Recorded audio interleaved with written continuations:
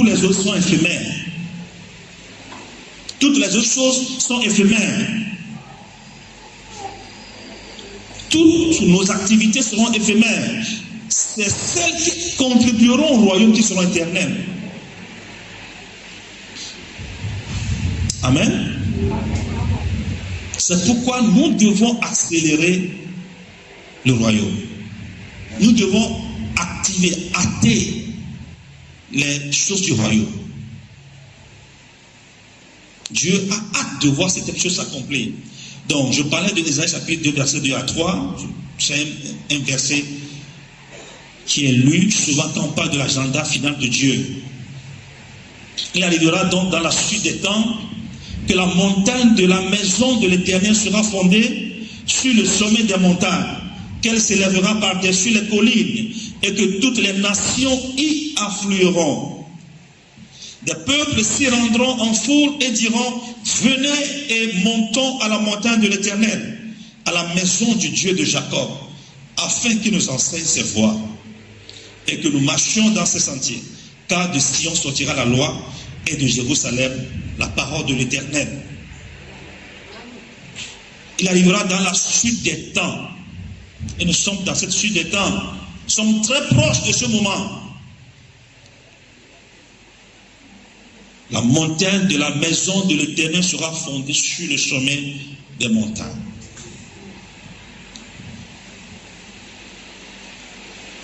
Toutes les gloires que vous voyez aujourd'hui, il arrivera un temps où la gloire de Dieu va surmonter cette gloire. C'est une prophétie biblique, c'est la parole de Dieu, cela va s'accomplir. Tous les sommités que vous connaissez aujourd'hui, vous allez voir, le temps vient et il est déjà proche. Vous allez voir que ces sommités-là viendront de la maison de Dieu. La montagne de la maison de l'Éternel sera au-dessus des montagnes. Les gens verront à travers l'église des choses inouïes, des choses surprenantes, des choses qui étonneront tout le monde. Et les gens vont accourir. La Bible dit que toutes les nations y afflueront. Ce n'est pas à nous d'aller encore vers eux. Le moment viendra, ce n'est plus à nous d'aller vers eux. Mais quand ils verront nos réalisations, quand ils verront nos exploits, lorsque les scientifiques chrétiens vont commencer par innover, créer des choses, inventer des choses, lorsque les intellectuels chrétiens, les enfants de Dieu, lorsque le Seigneur va commencer par les positionner, les promouvoir, lorsqu'ils verront des exploits, pendant ce temps, eux commenceront par être bloqués quelque part. La solution ne viendra que de nous. Je disais l'autre fois, dans l'une de mes prédications là-bas, dans l'église que j'ai visitée aux États à Iowa, je disais que il n'y a rien de nouveau sous le soleil. Ce qui s'est passé au temps de Joseph va encore s'accomplir. Où les nations seront bloquées économiquement parlant, les chefs d'État, les dirigeants seront bloqués, ne sauront pas quoi faire. Et Dieu va susciter des Joseph. Ça, je le dis souvent. Dieu va susciter des Joseph. Dieu va susciter des Daniel, Dieu va susciter des Esther. Est-ce que vous êtes là? Je crois vraiment en ce temps. Il n'y a rien de nouveau sous le soleil. Ce qui s'est passé, c'est ce qui se passe encore, c'est ce qui se passera. C'est ce que la Bible a dit, n'est-ce pas? Amen. C'est pourquoi nous devons nous préparer en tant qu'hommes, en tant que femmes. Préparons-nous. Préparons-nous parce que le temps est proche. Ne perdons plus le temps.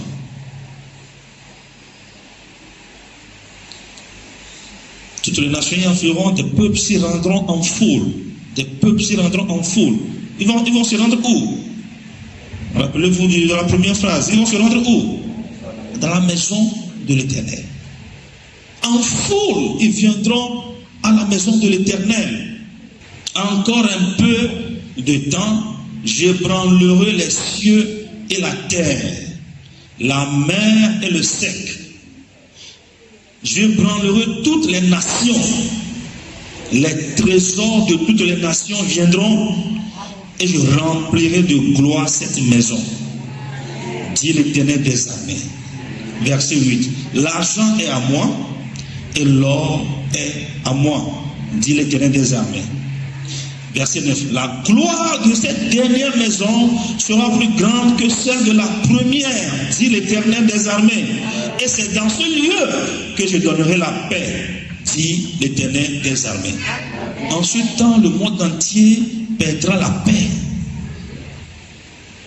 En ce temps, le monde entier va perdre la paix. Il n'y aura la paix que dans la maison de Dieu. Ce sera comme au temps d'Israël en Égypte. Lorsque toute l'Égypte est couverte de ténèbres, il y avait la lumière à Goshen. L'électricité n'était pas présente en ce moment, mais il y avait la lumière à Goshen en plein ténèbres.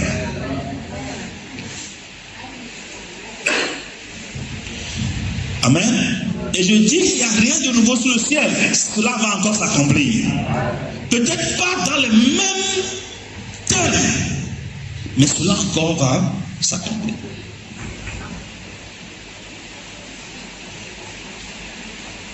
Alléluia.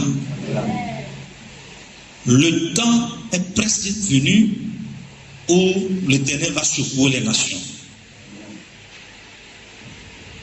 Et les trésors des nations. L'Éternel va dépouiller les nations, va dépouiller les païens et va faire un transfert de fonds, un transfert de richesse, un transfert de trésors vers la maison de Dieu.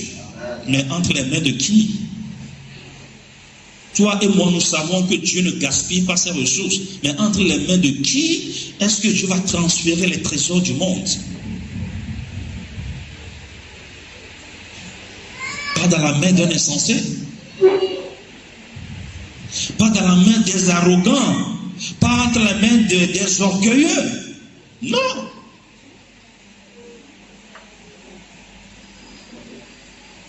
Il y a un verset qui dit, lorsqu'il est devenu puissant, son cœur s'est levé pour le détruire. Il y a des gens, quand ils deviendront puissants, ils vont s'auto-détruire. Dieu ne va jamais rendre ces personnes puissantes.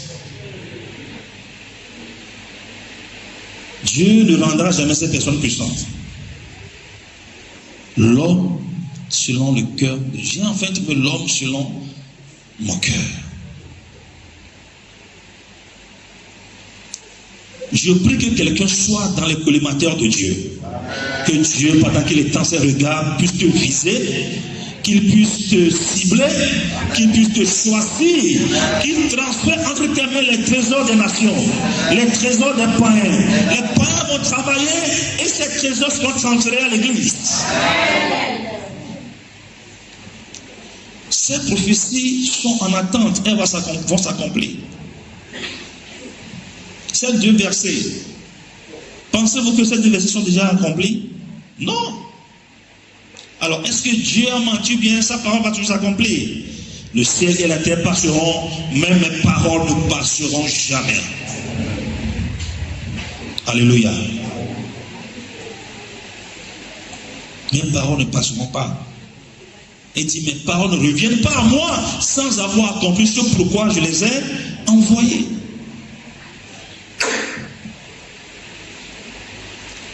Alors pourquoi est-ce que Dieu cherche un homme selon son cœur? Parce que l'agenda final de Dieu est très important.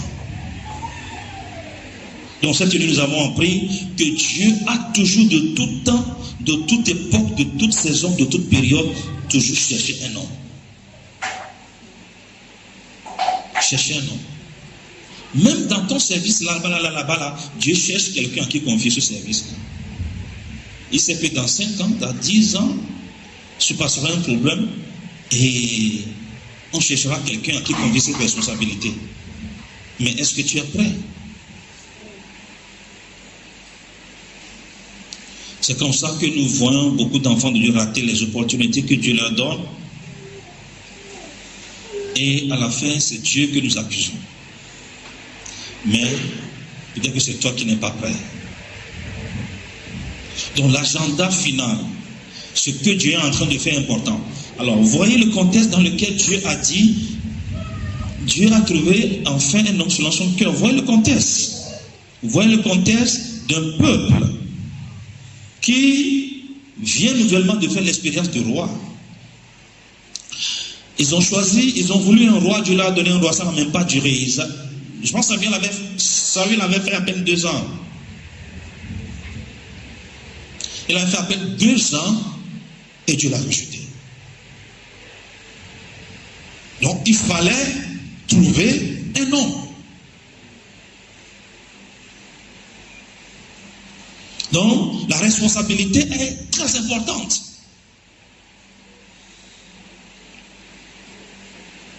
L'enjeu est majeur. Il fallait un homme selon le cœur de Dieu. Nous devons incruster ça dans notre conscience, que Dieu est toujours à la recherche d'un homme. 2 Timothée chapitre 2 verset 22 disait, dans la maison de Dieu il y a plusieurs vases, plusieurs types, mais c'est le vase qui se maintient pur qui sera utilisé. Lorsque le roi aura besoin d'utiliser un vase, il ne va pas aller dire, bon, ce vase-là c'est en or, malgré qu'il y a caca dedans, c'est en or, je vais utiliser ça. Non. Non. Il va prendre un vase qui est en bois, certes en bois, mais qui est propre. Parce qu'il ne va pas aller laver le vase devant l'invité d'honneur qu'il a reçu. Donc, quelle que soit ta beauté, ta taille, tout ça là, si tu ne respectes pas les critères de Dieu, Dieu ne va pas t'utiliser. Je suis désolé. Ce n'est pas question de taille. Ce n'est pas question de grosseur, ou bien de rondeur, de je ne sais pas quoi, de forme, de beauté. Non. C'est question de qui répond aux critères de Dieu. Amen. Qui répond aux critères de Dieu? Qui peut répondre aux besoins de Dieu? En tout cas, sache que Dieu a des besoins. Il a des problèmes. Et il continue de chercher celui qui peut résoudre ce problème-là. Et ma prière, c'est que ce soit toi. Amen. Que Dieu te bénisse.